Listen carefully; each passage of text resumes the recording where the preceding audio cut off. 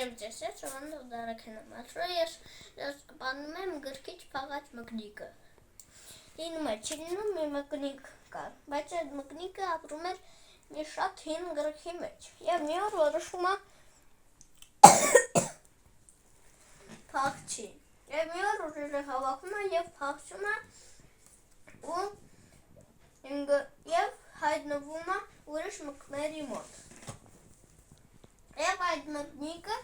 իր լեզվով բան է ասում, բայց այդ մկնիկները բան չհասկացան։ Այդ մկնիկներից մեկը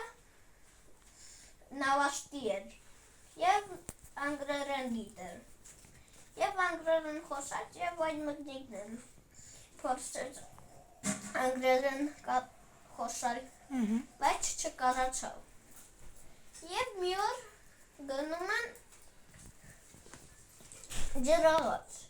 որ աջուր խրրել և այդ մկնիկները թողեցին այդ մկնիկին ու գնացին, մենակ թողեցին մկնիկին և մինչև գիշերը աջուրը խրրում էր և չէր տեսել գիշերը ու երբ կերավ կշտացավ ու տեսավ, որ արդեն գիշեր է ու ասեց, վայ, ոնց գնամ տուն, որոշեց